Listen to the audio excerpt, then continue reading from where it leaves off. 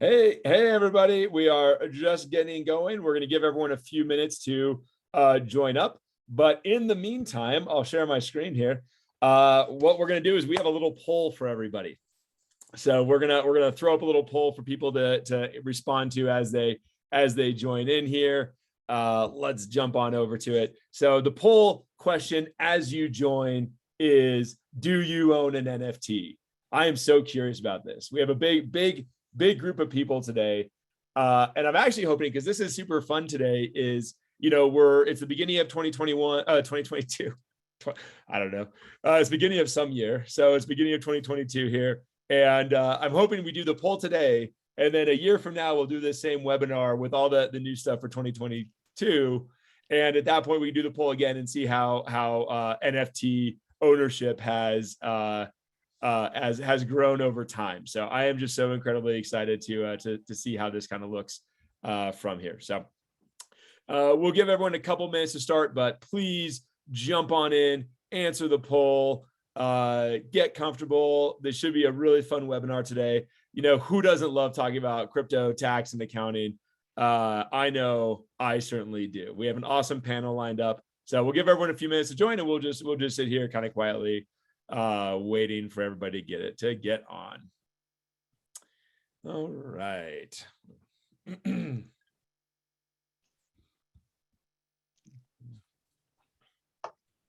We'll probably give maybe one more minute. So as you're joining, we decided to kick the webinar off with a poll to let people join up. So the question today is, do you own an NFT? The goal here is A, just to kind of get a sense for what people think about this crazy new thing. And then B, we're going to hopefully come back next year. We'll ask the same question. We'll see how the numbers compare. So I'm excited to kind of make this more of a running. Well, we do, and we actually do webinars every few months. So we'll probably ask this question over and over again to see if as how the numbers change over time.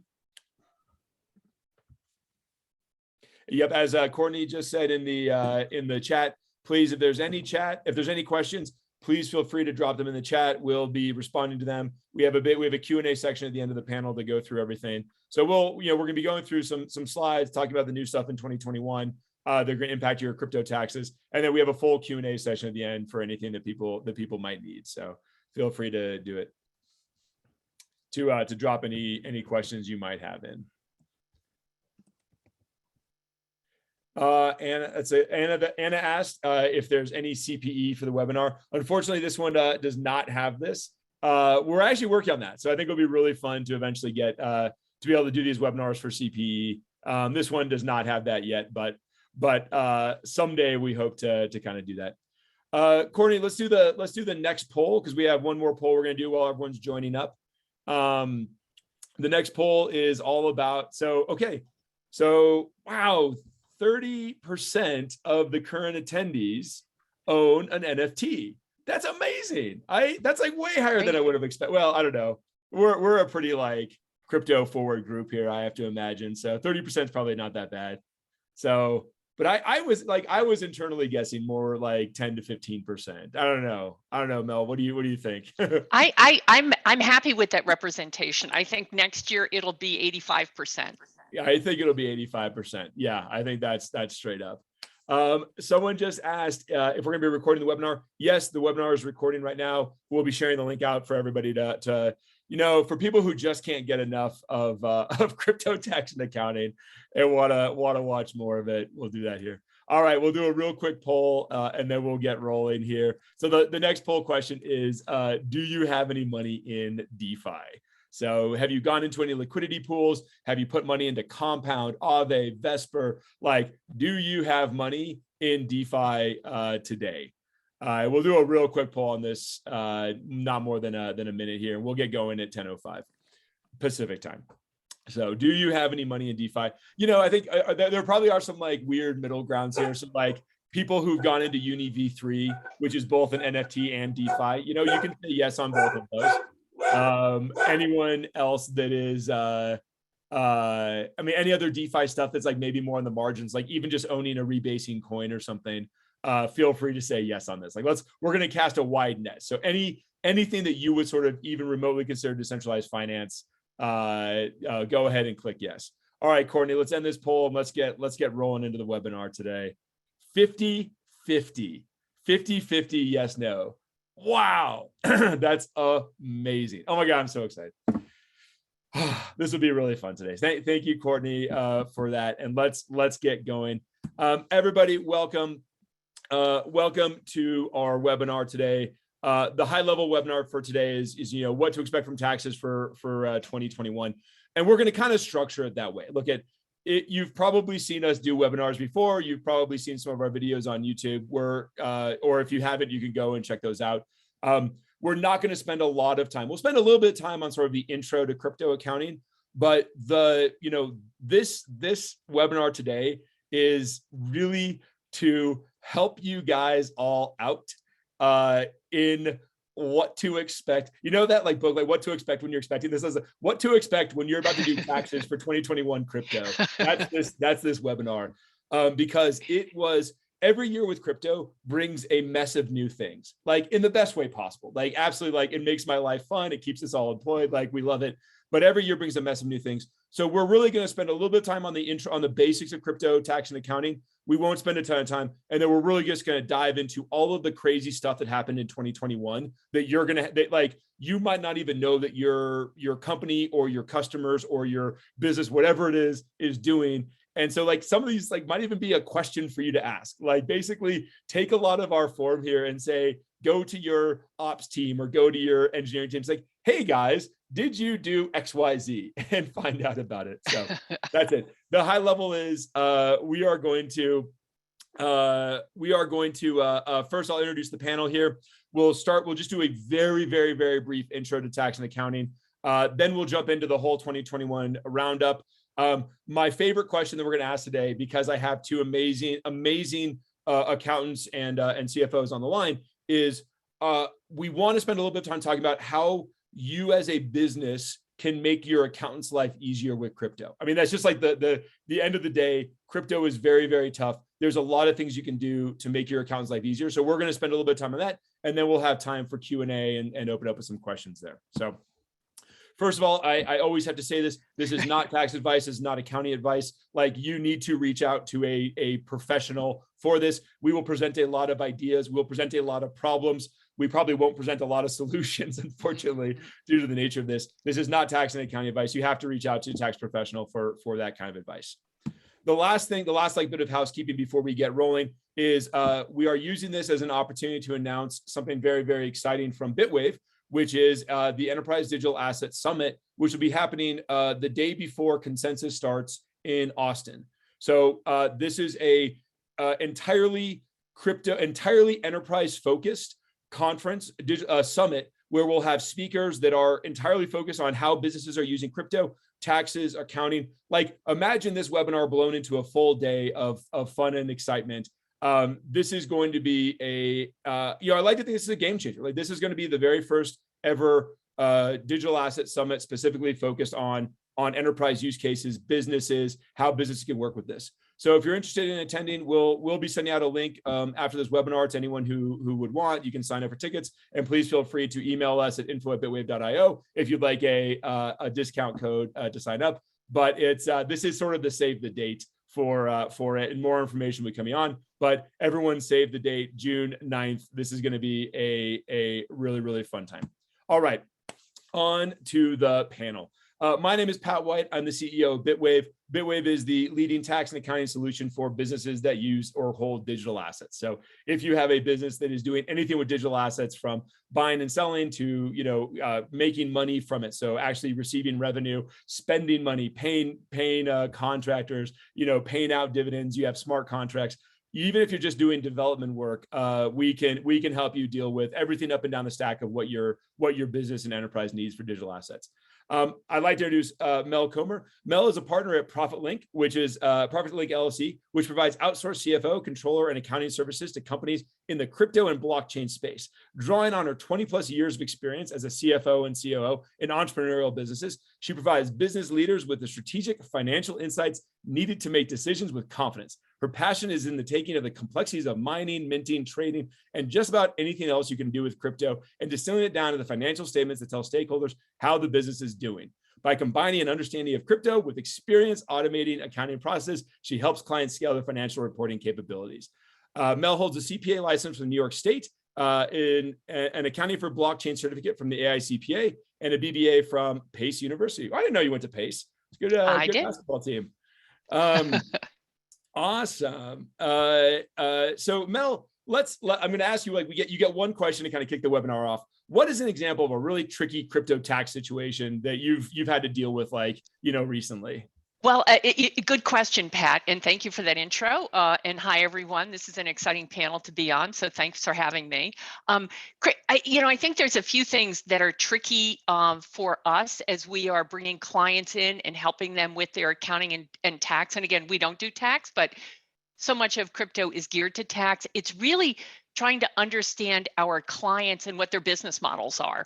And because that informs so much of the way you do the accounting and preparing for taxes. So whether you are, mining, minting, trading, staking in crypto, it all has an impact. So the more we know, the more we can help you. So we try to listen really carefully to our clients at the beginning, because I think words you're going to hear from me a lot today are, it all depends. Okay. Yeah. And I think that's the best way to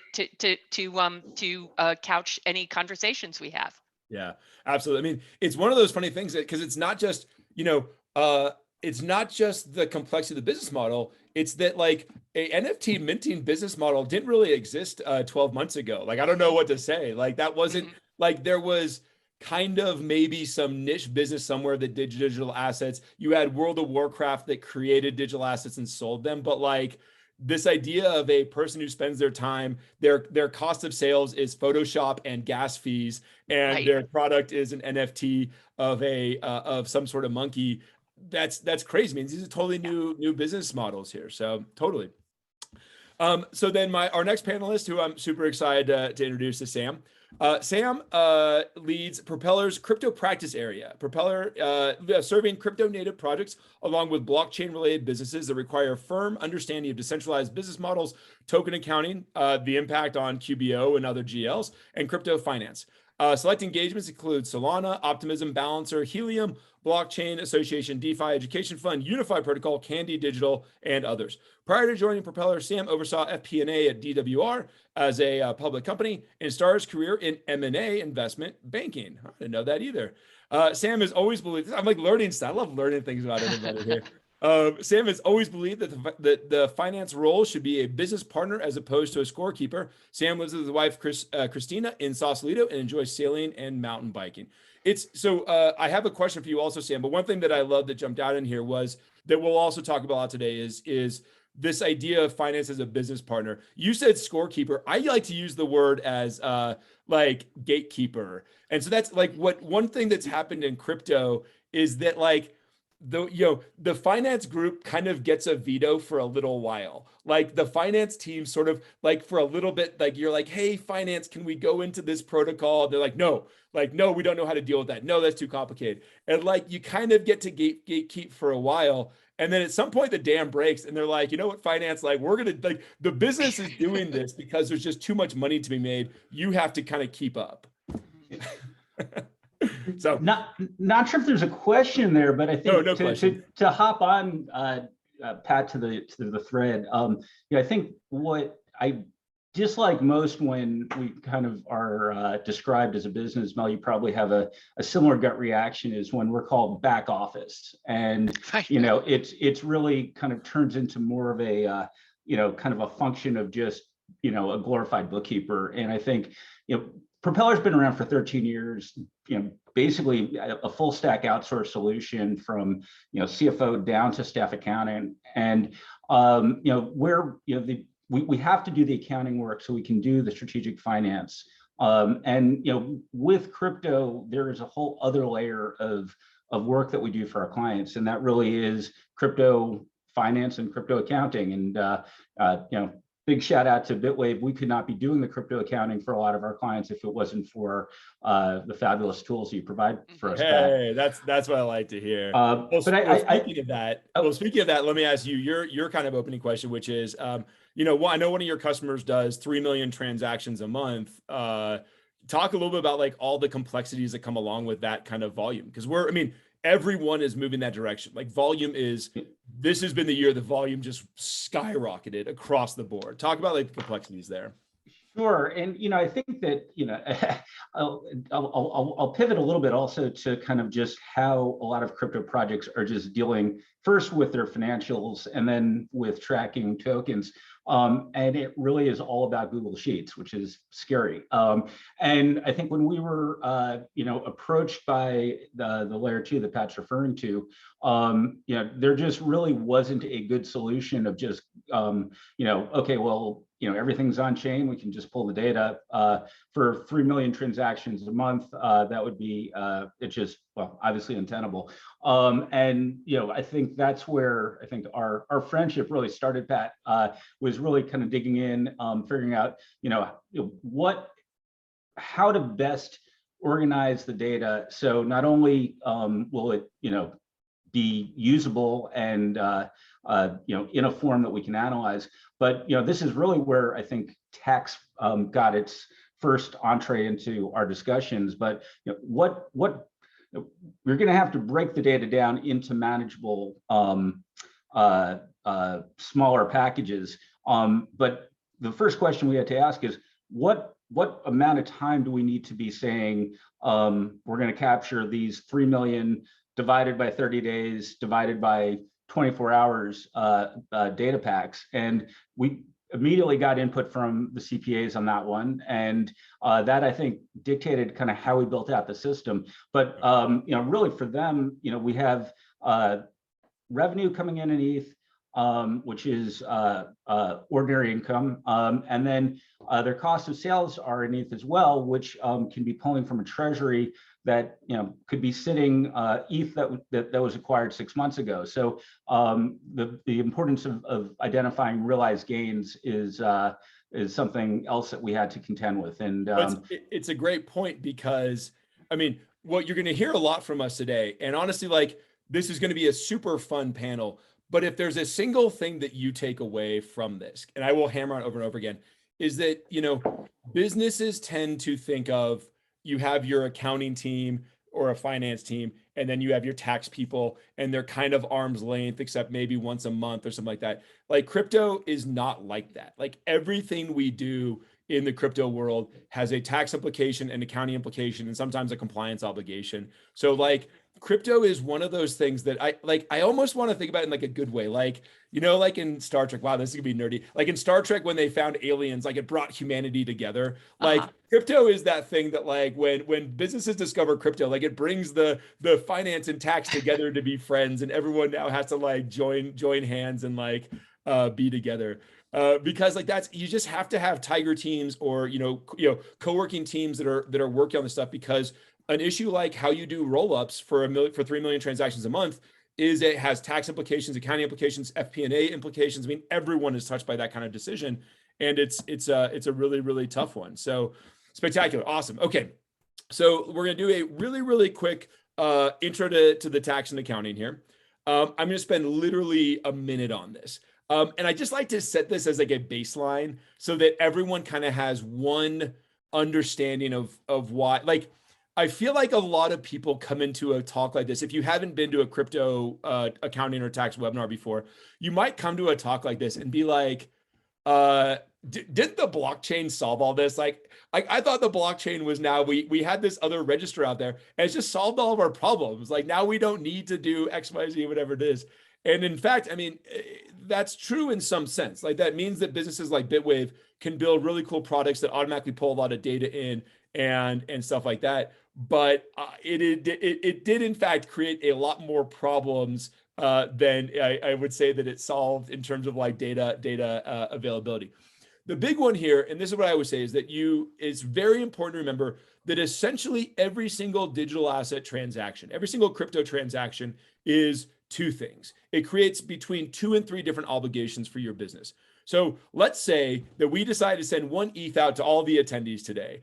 We're not going to, but let's say we did. So essentially when I send that 1 ETH out, what happens is that first of all, I need to send it, which already is not a particularly easy thing to do. Like sending ETH to 180 people already takes some tooling that we have in Bitwave to kind of help with that. But now I've sent it out, And the first thing I need to do is I need to get that into our accounting system as marketing expenses. So there's a marketing expense that needs to get booked. So let's say that whole lot was worth like, $10,000. So I need to book an expense, marketing expense for $10,000 into my general ledger.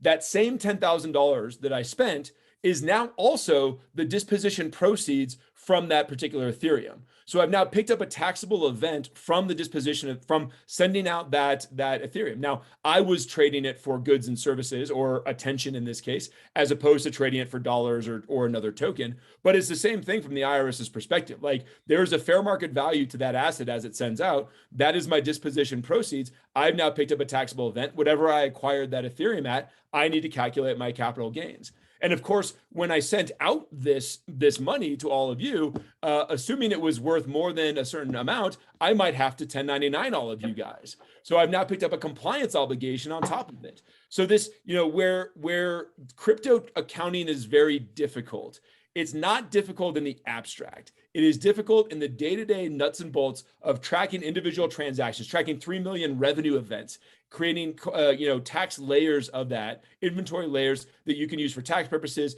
GL purposes, and potentially at some point even 1099 purposes. So this is what we'll be spending a lot of time. This is sort of that was your 30-second intro to crypto tax and accounting. This is what Bitwave does. We sit right in the middle of those three obligations that your business might have, and we provide the ability to handle all of that with a relatively nice interface and quick clicks and rules engines and things like that. So, all right, let's get to the bulk of this. This is going to be such a fun conversation. So, okay, so the last slide was all about the intro to crypto. That was like crypto 5 years ago. There was 5 years ago, you're getting a little bit of crypto from mining, spending a little bit of crypto. But over the last, 2020, we saw this explosion of DeFi. I mean, 2020 was the summer of DeFi. It was a totally new year. What we're going to go over now is what happened in 2021 that's going to dramatically impact your taxes or your accounting or the questions you need to ask your customers or your business partners or your internal people. So we would be incredibly remiss if we did not immediately start talking about NFTs, because NFTs are if 2020 was the summer of DeFi, 2021 was the summer of NFTs. Everyone owns one now. It's just crazy. I mean, everybody, everyone. Steph Curry. I'm from San Francisco. Steph Curry's Twitter is a Bored Ape right now. I mean, that's awesome. It's been such a phenomenal movement. So let's sort of start with this. And Mel, I'm going to start with you here. Tell me a little bit. Well, actually, here, let me do this. I'll do a quick intro and then I'm going to kick it over to you. So an NFT is essentially a blockchain. It's a blockchain codified, cryptographically secure. It's a blockchain codified proof of ownership over something. So it can be essentially anything. It can be art. It can be Lakers tickets. It can be a DeFi protocol pool like Uni V3. An NFT can pretty much be anything. And I think what I'm going to really quickly short circuit a lot, because I know not everyone in the world loves NFTs, and that's okay. The best analogy that I ever come up with for NFTs is Supreme sweatshirts. Supreme is a clothing brand that makes $300 sweatshirts, and you have to wake up at 5 a.m. to stand in line to get them. If you don't get that, that's okay. It is totally acceptable that there are people in the world that think it's absolutely insane to wake up at 6 a.m. to buy a sweatshirt. And there are people that think that it's awesome.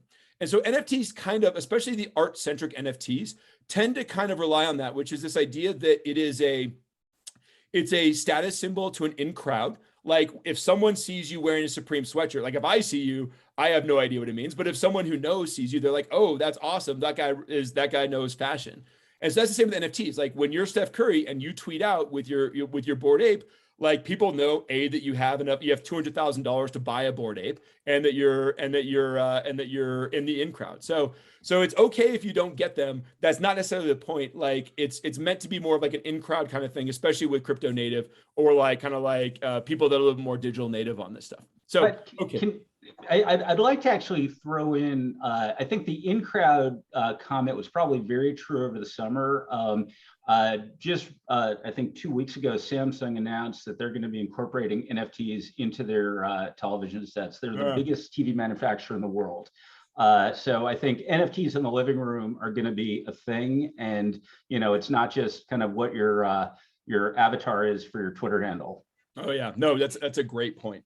So let's get into the tax and accounting implications of NFTs. And Mel, I'm going to kick it over to you. So let's start with kind of the first thing here, which is, when I buy an NFT, what's the cost basis? How am I calculating my taxes? Like all that kind of stuff. Like what are the implications around NFTs? Sure. Let me just take a step back, because before we even get to that I'm going to ask a couple of questions. Okay. First is because they're accounting, and Pat, you said it perfectly. It's brought the accounting world, the family together, the accountants and the tax people and the FP&A people together. Is what is this business about? Okay. And that's the first thing we want to understand with our clients, or what business are you in? Because that is going to have implications in terms of how we do the accounting and what the tax implications are. Okay. So a simple question like, hey, if I buy an NFT, what does that mean? Well, it all depends. Okay. First time I'll say that is, are you a collector?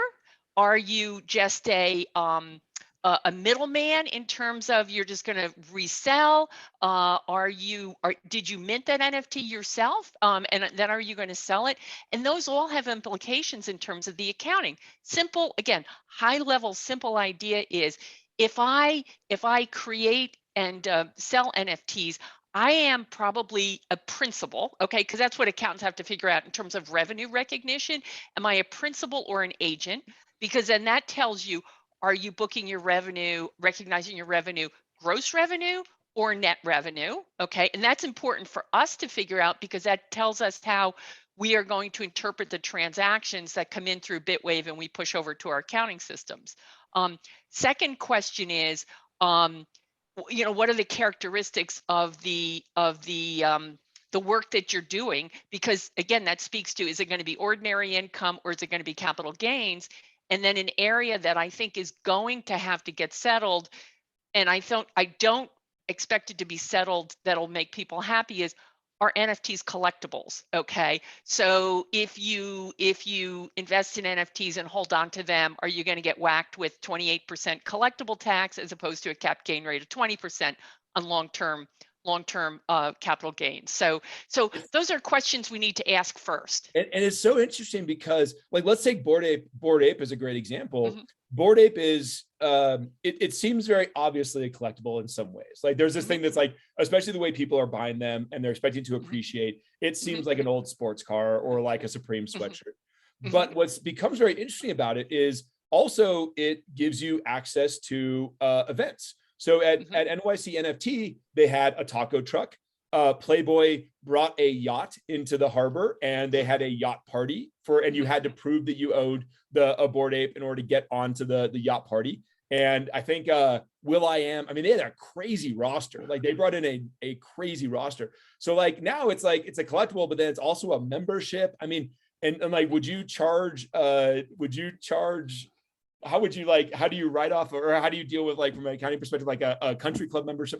Because it's kind of like bringing all these weird things together. It is. Go ahead, Sam. Oh yeah, just on the collectible front, I have heard debate over whether a collectible has to be a tangible item as well. So I think this is developing, I think to add on to it all depends, gray area and evolving regulation are two other disclaimers that probably are due in front of most comments. Sorry to interrupt, Mel. No, it's all good. Yeah, no. And then I think, the revenue streams coming off of NFTs, I think we're going to continue. That to me is going to be the story for 2022, where NFTs are concerned. Okay, what are the revenue streams? Hey, if I've got a CryptoPunk, I can stake that someplace. Somebody can rent that from me, and now I have a revenue stream without selling my CryptoPunk. Okay, and I say crypto, my CryptoPunk. I don't own one, but that'd be kind of fun if I did. So now there's a revenue stream from that. I think the other thing in NFTs we just kind of want to throw out there is, the thing that keeps me awake at night with our clients that have NFTs are, when do the sales tax issues start to hit? Okay. That's like the magic question here. Yeah. Yeah, let's There's talk about 30, that. Like, so yeah, when there's does 30, it happen? there's 32 states out there that have broad enough digital asset legislative means on their books to start collecting sales tax now on NFTs. So we will see the equivalent, I think, of like a Wayfair, What happened tax with case. Amazon? Exactly, of where you need to collect it, and the excuse of, well, I don't know where the buyer is really, it's going to be a challenge. It's something that we're all going to have to deal with and figure out ways to manage that, because it's not going to be good enough to say we don't know. Like, I don't know too much about sales tax law in particular. Like, would it default to, if you really could not figure out where the buyer is, would it default to your home state that you'd owe the sales tax in, essentially? I think potentially, depending on the state. So that then could lead, because one of the trends for crypto in general over the years has been regulatory location shopping. I use the wrong term for it, but basically, we have customers. Almost every one of our customers has multiple entities in the Caymans, entities in EVI, Australia, whatever it is. Where they'll center their ICO revenue there, and then they'll have like their US entity for something else. So now you'll just have more shopping for districts for sales tax purposes on top of everything else. That's right. Right. Awesome. Well, that was spectacular. Thank you so much. Sam, I wanted to ask you, when it comes to NFTs here, one thing I wanted to bring up with you a little bit is two parts. So Mel started to mention this, which was there's these new business models that are kind of coming up around here, right? This idea of secondary sales on like something like OpenSea, and how you get a little bit of revenue from that. Like, can you talk about that a little bit and talk about like how this is a sort of new, but not new, but sort of definitely new business model? Yeah, I think in some ways, we've got clients that are in primary and secondary NFT businesses. In some ways, the secondary markets look a lot like marketplaces, and if there's no custody and you're just connecting buyers and sellers, it's actually pretty straightforward. One thing I actually did want to not raise issue, but I think you oversimplified the costs that go involved to calculate gross margin for a producer. Basically, in addition, yes, maybe you're just turning a JPEG into an NFT, but to get to the gross margin, there, in some cases, if you're dealing with celebrities, there's an immediate guarantee to the creator that's involved. There are the creative costs that could entail a purchase or a license of the visual or music and sound. There are material costs that are involved with the creation of the NFT, software subscriptions. And then, although we're living in a idealistic, decentralized world, we still rely on AWS, which does hit gross margin. And then finally, and I think this creates a whole other discussion for tax consideration, but there is the revenue and the revenue share or license to be paid out in perpetuity, potentially, as that NFT is traded. And so just another angle on this. One thing I also did want to mention on, in terms of not a tax issue today, but a tax issue when we have this call in 2 years in 2024. The infrastructure bill has brought in the reporting requirements of vendors who receive cash payments in excess of $10,000. So think about if you go into a car dealership with 50 grand, they might be notifying somebody about that. What is detailed in the infrastructure bill is it extended the definition of cash in that instance to any digital asset over $10,000 as well. This is going to get fought out, but right now, if you've got $10,000 and one for a piece of digital art that's trading hands, there's going to be a reporting requirement, and so that has some potentially very onerous repercusussions. Oh yeah, I mean that's gonna change everything in DeFi land, and again will lead to jurisdiction shopping for places that don't have to worry about it. So, I got, these are the kind of things that, like, not to get too high on any particular high horses, but like the U.S. just like we want, like, I would prefer the US is very accepting of crypto companies and doesn't make moves in those types of directions to add essentially burdensome regulations to the point that you would have to leave the country for a lot of crypto companies. Like, that's like, the regulation is fine, clarity on regulation, spectacular, but regulation that literally will cause a number of businesses to just leave America and take their income tax revenue with them is never particularly good. The last thing I'll mention here that will, and this is sort of my segue into the next piece here, is something that you always have to consider, because Sam, you mentioned that, if you are not ever custodying the asset, well, the problem is that's actually really, really complicated, because one of the ways that these exchanges might work is they might have a smart contract. So you would transfer your NFT to the smart contract. That smart contract would lock it, so that you would only transfer it away in the situation that it's sold or something like that. But it opens up this question of, like, you have these kind of escrow-esque smart contracts that were probably deployed by the exchange or by, like, some sort of primary actor. There is a continuing open conversation there's a lot of conversations about what smart contract ownership means for dominion and control and all those types of things. But this is a great example of, what does smart contract ownership mean? If I deploy a smart contract, you put a Bored Ape on it to sell, like, do I ever take receipt of that? Do I maintain liability if it gets sold? The crypto world wants to say no. Like, everyone wants to say, like, no. Once I deploy it, it's of the universe. Like, it is of the universe. But that's not really the way it is. Like, if you point a van downhill and take your brake off and jump out of the car, like, you still started the van in motion downhill. It doesn't matter that you're no longer in it. And that's the analogy I've heard a lot for smart contracts, is whoever deploys it does continue to kind of to have liability over it. Now, everyone will take different opinions on that piece of it, but let's hold it. We'll talk about that more. Oh, go ahead, bud. One just to add in, just since we just mentioned impacts of the infrastructure bill. Infrastructure bill is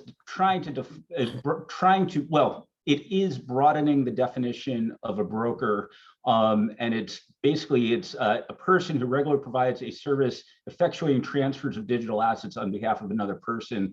And there are going to be reporting requirements that will include cost basis and transfers between brokers and non-broker addresses. Again, we'll talk about this in 2 years when we actually have to be accounting for it. But that is going to be starting Jan 1, 2023 for that tax year. All right, everybody put a save the date calendar event for Jan 20, 2024. We'll get the group back together to kind of get into it. Yeah, in the here and now though, Pat, before you just pivot, just, in terms of the compliance, think about that example you gave and what are the 1099 reporting requirements for that transaction, okay? Oh, yeah. Because we're all dealing with 1099s right this minute. So think about that as well. And we've got clients where on one side they're a principal, they've got 1099 obligations on another part of the transaction, they're an agent, they have 1099 reporting requirements on that.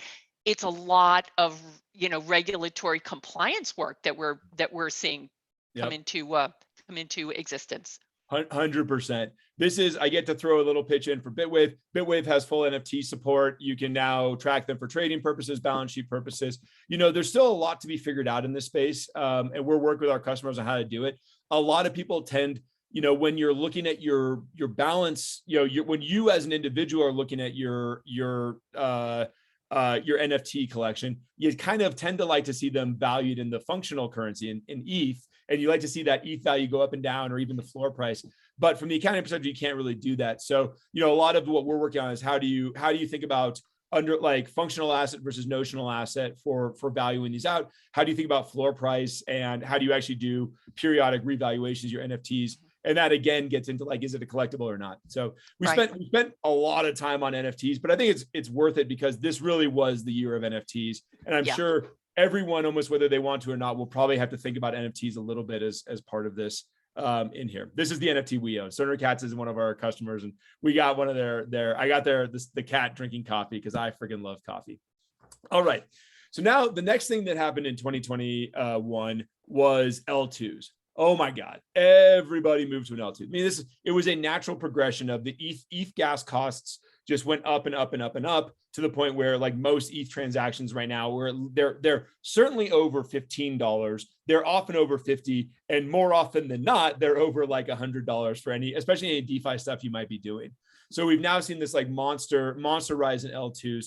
An L2 will tend to be, it is a Ethereum chain perhaps that is running alongside Ethereum, and through some mechanism. There's a lot of different technical ways they do it. You are basically persisting back information to the primary chain. Polygon is more of a side chain than an L2, but it doesn't really matter from our perspective, whether it's a side chain or an L2 from an accounting perspective. It matters a lot from a technical perspective, but they're all kind of like they're anchored. That's sort of the best way to think about it. Like they're kind of somewhat pegged back to the original chain. There's like bridging that happens. So you can go in with Polygon and you can move, one Matic from Ethereum. So an ERC20 on Ethereum that's Matic, you can move that up to the Polygon network, and you will then have one Matic on the Polygon network and one less Matic on the original L1 on Ethereum.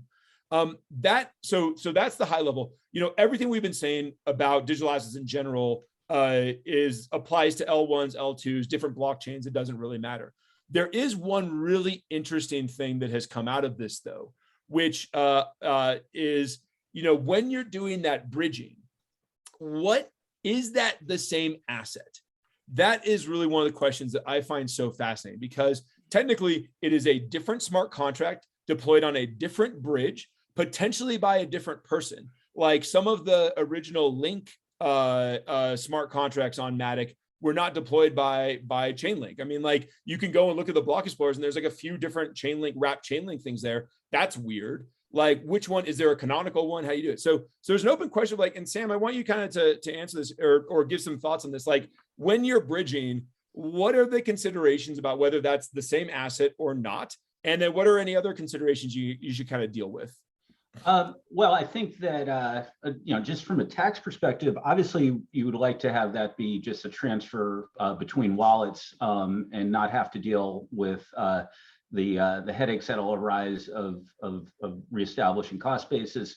It's, thinking about also kind of maybe taking a step back, ultimately, I think all of this stuff is going to be built in, and from a user's perspective, it's just going to work. And people are going to press a button and you're going to hop from one chain to another. We actually we're in the process of onboarding 3 interoperable cross-chain projects right now. And these are, that debate of trying to make sure that we can get treatment on a transfer between wallets as opposed to a transfer or a barter between assets is a high priority. But I wish I had an answer for you. I think there's a lot of other stuff that's going on here that I think it's cool, it's necessary. I think there is a ton of risk that that will be explored this year. Favorite new word is trilemma. Right now, you can have basically 2 of 3 features reach speed or trust minimization. You can't have all 3. And I think the biggest concern is going to be the customers are going to go for price and kind of punt on other stuff. And I think we'll wait to see what blows up. And I think that's going to probably shed a lot of light on, just the issues, but then also probably the tax treatment on this as well. Yeah, absolutely.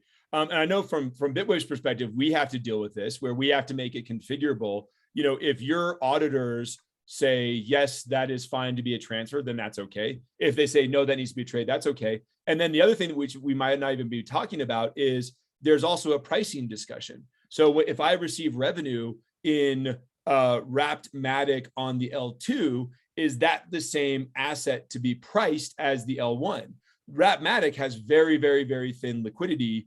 Really essentially none. There's a couple of dexes on Matic, but really wrapped Matic has very thin liquidity versus Matic in general, which is traded on exchanges and stuff like that.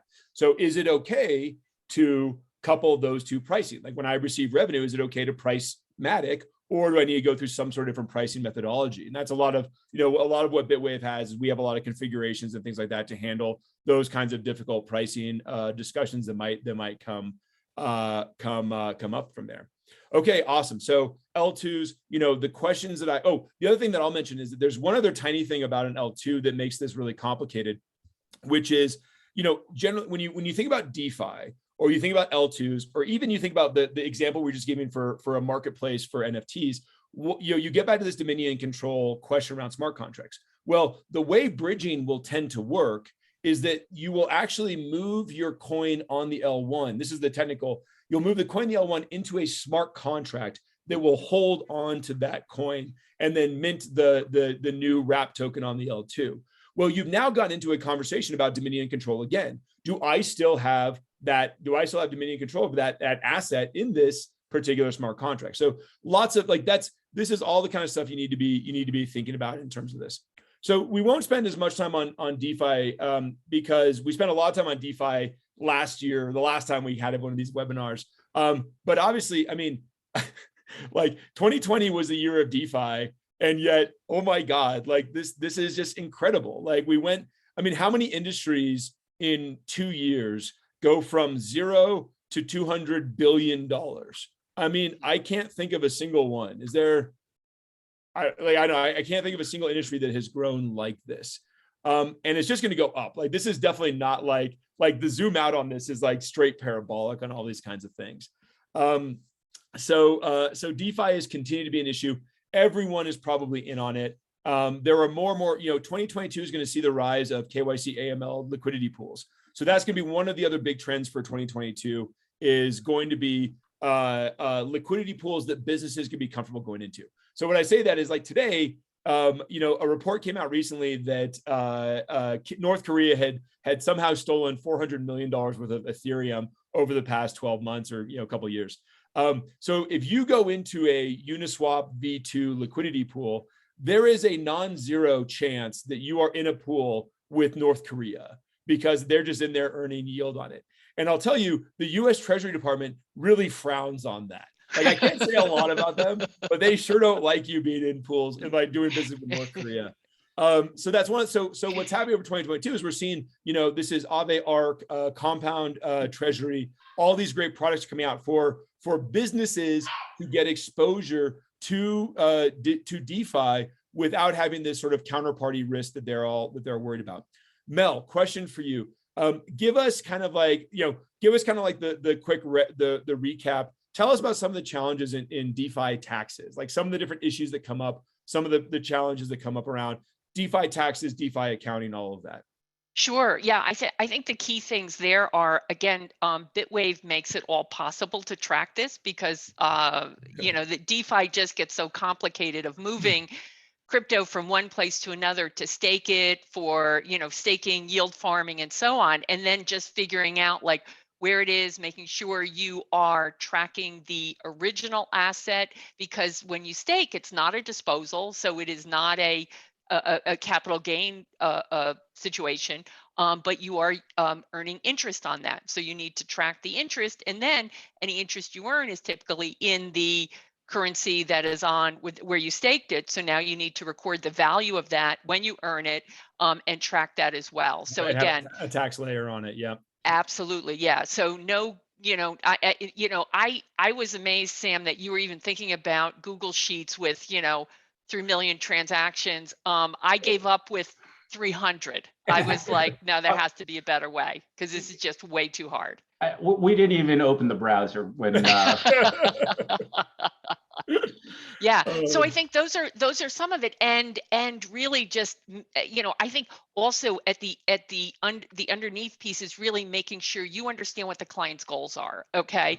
Because a lot of things seem really attractive, and your point, Pat, about, investing in a pool with North Korea or some other embargoed country, Iran, and so on, is unappealing and concerning, but also the sense of are they really accomplishing the goal that they had in mind for the yield farming? So, again, we look at things from a couple lenses. Yeah, the accounting is kind of the plumbing, okay, that we need to build, but what's the business reason for this. What is the business that the client's in, and really helping them understand these are the implications, tax, accounting, but also from an overall goal perspective. Yep. I'll add one thing to that, which is one of the big open questions that every one of our customers deals with. You mentioned it, but I'll sort of reiterate, is when you are staked into a pool, you are earning interest every single block. Like the way that the functions actually work on the smart contracts is it is a function of the block that you went in on, which is a number, minus the block that you come out of. That's your interest. So you're earning interest on a second by second basis, essentially in that pool, but you don't tend to see it hit one of your wallets until you actually do some sort of sweep. So the age-old question that we continue to deal with, for whether it be staking or pools like Compound Aave, is can you recognize it? Like, should you recognize it continuously, daily, weekly, monthly, or can you defer all the revenue and recognize it at the very end? We've got to move on, so I can't ask any questions about that. But that is a question for everyone to think about. And Mel's point was incredibly good, which is like you have to think about your business. If your business is doing this, then you really should be recognizing it on a pretty regular cadence, as opposed to deferring the income. And the IRS doesn't like you deferring income anyways, for a number of different reasons. So there's good reasons to kind of do that. And just quickly, Pat, we don't do taxes either, but having a very competent crypto CPA on speed dial is the best approach. Who can write an answer to that question? Write out a little memo and say why you're taking it, to at least protect yourself, at a high level. We work with shops that are 2-person shops up to Big 4, and if anyone needs referrals, happy to facilitate. I assume that's for Sam and Mel. We'll have everyone's email addresses available. They're both spectacular practitioners in the space. Crypto CPAs all around, excellent executors. Bitwave, we continue to innovate in the space and continue to be the leader in digital asset DeFi accounting. Things we've added recently is a DeFi dashboard where you can see your current APY, your holdings, and you can actually make decisions about when you want to do recognition of staking revenue, daily, weekly, monthly, whatever it is from that side.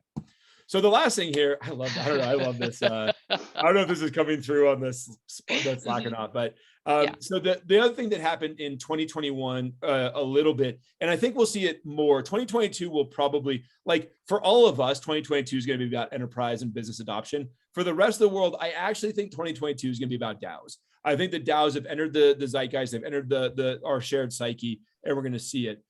This is a great example here is the Spice DAO just bought a Dune book for $3 million, perhaps under specious reasons. There was a lot of different issues. One of the ones I actually really liked this year was the Constitution DAO. This was a group of people that went out to intentionally try to buy the Constitution. There's a Wu-Tang DAO that went out that bought the Wu-Tang album from Martin Shkreli, I think. This stuff is all really, really cool. Sam, one of the questions, or one of the things that always comes up here is, there is a tension between us as lovers of crypto and decentralization and this crypto utopia and real world laws and legal implications. When I go into a DAO, can I just start a DAO and not have to worry about anything and just like not incorporate it and just create it out in the metaverse? You can start a DAO. I don't think it's an exceptionally good idea. The idealized image of an undomiciled organization has some significant issues. First of all, one of the biggest challenges, I've spent a bunch of time looking into this, there's not really a legal playbook that exists. But without incorporation or a legal wrapper, DAO members are subjected to almost unlimited liability. There's potential for individual tax burden. The biggest issue is if you're not incorporated, there's no interaction with the real world. You can't sign contracts, you can't pay vendors off chain, you can't own IP or other assets. I think, one way to think about this is a DAO should pay taxes somewhere. If it doesn't, local jurisdictions may go after individual members. Right. And right now, the structure is evolving. Wyoming rolled out provisions for DAO as an LLC. it has not seemed to have taken off as fast as they were hoping. Delaware LLCs are super flexible. Going to jurisdiction shopping, as Pat mentioned before, we're seeing a lot of clients going offshore to the BVIs or Caymans. But this is, I think, a really, really interesting challenge or set of questions that we'll be facing this year. But and it gets back, not to pick on North Korea, but all this comes back to North Korea, because the other thing that you really like, if you don't want to be in a liquidity pool with them, you really don't want to be in a general partnership with Kim Jong-un. Like, that's another thing that the IRS is super not keen on. And essentially, like, one of the arguments we've heard around DAOs is that a DAO with no legal structure is a general partnership. Like, you and me, we could go and start a lemonade stand and sell lemonade. That's not actually illegal, though people might think it is. Like, it just forms a general partnership that's that's non-structured. And so that's essentially what people are saying, like, a DAO might look like, in which case you're now doing trade with an embargoed country and all of that. So sorry, no time for response on that, because we have 5 minutes left, and we are going to get to what I think is the most important question, which is around how to make your accountant's life easier. The last thing I will mention is this year for Bitwave has really seen the rise of ERP. So essentially, like, up to this point, most of our customers have been QuickBooks, Xero, the kind of like more retail products. This year, probably a quarter of our customers were ERPs. The reason for this is really two ways. Like, ERPs are great for tracking assets, but if you're using Bitwave, like, you already have a subledger for your digital assets. You don't really need those features in NetSuite. What you tend to need is for two different reasons. And this is sort of advice to people on here that are doing this. One is if you have really, really complicated AR AP workflows, which is happening more and more. So whether it's token sales or whatever it is, if you have approvals and side approvals and checking aging on your AP workflows, that's a time when you move to a big ERP. And the other one is for subsidiaries. We've been talking about jurisdiction shopping. NetSuite or Sage Intacct or Oracle, they all handle subsidiaries very well. So if you do have a BVI and a Cayman and a US entity, you will often want to look at an ERP instead of having like 14 different solutions out there. Quick plug, Propeller does have a SysOps team that helps our clients with transition to NetSuite. So all sorry, right. just add that. All right, so this is my favorite question. I think we have one question from Q&A that I definitely want to get to, but this one I think is the most important one. So Mel, I threw up, so there's some bullet points up there, but Mel, how can your clients or at a business that has a CFO, their stakeholders, how can they make a crypto accountant's life easier? Well, the first one, we like to call it good wallet hygiene. And I think you get at it right there, is like, if you have wallets that have specific purposes for specific types of transactions, that really helps us understand what the transactions are from just from a workflow perspective, and enables us to process things much more automatically. It's better for scalability, I think. So Yep. Wallets, don't dump it all in one wallet. Yep. This is the first advice that we ever give people onboarding Bitwave, is start to create wallets for purposes. Have your treasury investment, have your DeFi wallet, have your revenue wallet and your royalty payment wallet, like, have those wallets, because then we can write rules for them. Or even if you don't write a rule, the bookkeeper can just look and say, oh, I know what this is, blah, blah, blah, blah, blah. I think also to that point, if you track in tranches, you can then use specific ID for cost basis and not FIFO, and that it gives you a lot more leeway in terms of your tax planning. Yep. Right. And that's an open question on crypto in general, is spec ID. Is it allowed on a entire organization's worth of coin inventory? Do you have to do wallet by wallet tranching? Some people really, really like the wallet by wallet tranching. So it says, like, let's say you are a miner, you would have all of your revenue hit one wallet for a month and then put that away, and then another wallet for a month, put that away. And then essentially you're not doing spec ID. What you're doing is FIFO off of tranches. So you can go and say, oh, this wallet here, I'm going to spend a coin directly out of this wallet, and that's doing a FIFO, but all of those coins are at a lower cost basis. So that's it's something for you to talk to your CPAs about.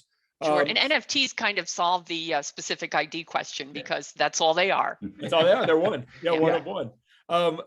Sam, do you want to add advice to make your accountant's life easier?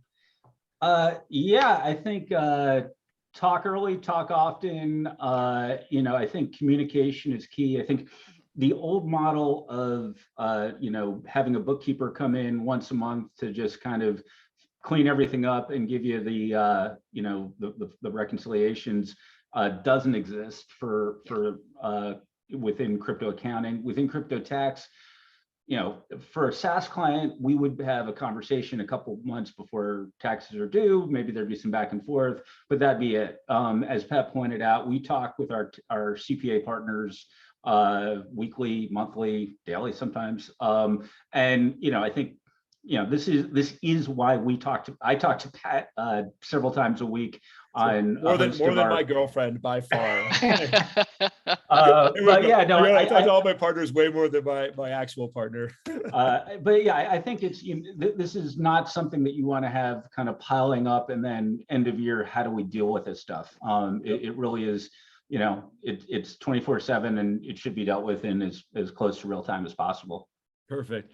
Okay, we have one question from the audience. We actually have 4 questions, but we're only going to get to time for one. So I want a rapid fire answer, but let's assume that the first part of the answer for everyone is it depends. But the question here was, Adidas just did a huge NFT drop last month and made $20 million in ETH. Do they have to sell that ETH immediately, or can they keep it on the balance sheet? So essentially, the question is, between the tooling and regulatory clearance and like Big 4 audit clearance, can a large public company keep digital assets on their balance sheet today? Yes, Yeah, Tesla does. Yeah. Michael Sellers turned his company into a holding company essentially by buying Bitcoin. Yes. Beware of impairment, though. If you want, depending on what you want your balance sheet to look like, beware of impairment. I think that actually next year or next month we should have a panel just on impairment, because that is I think going to be something we're spending a lot of time talking about internally. That's actually a great idea. Next month's webinar we'll do just impairment. I mean, it's going to be a huge issue, and it's a pain in the neck for a lot of different purposes. Spectacular. You guys, this was just an absolute dream. Thank you so much, Sam. Thank you so much, Mel, for being involved. Sorry we didn't have more time for questions, but I think we got through most of the important stuff. The NFT was the big one this year, so we were happy. Bitwave, we are hiring right now. So if anyone on here is an engineer or knows an engineer, or anyone on like the solution side, we would love to talk to you. We are always hiring. And if you go into the YouTube, we have a YouTube. Smash that subscribe button. But we have there's a Bitwave YouTube. You can find old webinars, product demos, discussions about what we do, all that kind of great stuff. And that's it. So thank you so much for everyone attending. We will keep a pin in this exact time for next year. We'll do this again, and we'll send out more emails for other webinars and things like this that we'll do over the next year. But this was an absolute joy. So thank you guys both so much. Thank you. Thank you, Pat. Bye, everybody. Bye-bye. Bye.